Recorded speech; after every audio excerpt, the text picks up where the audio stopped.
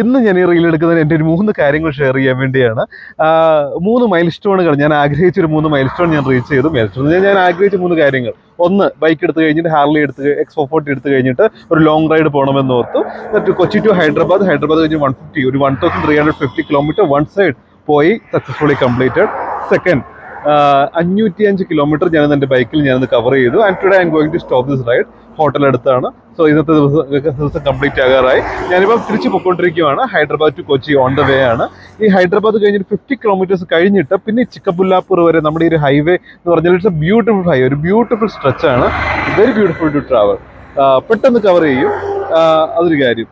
പിന്നെ ഈ പറഞ്ഞ പോലെ ഞാനൊരു 160 മിനിറ്റിൽ 220 കിലോമീറ്റേഴ്സ് കവർ ചെയ്തു. അതും കൂടെ I was thinking from a while and this thing happen.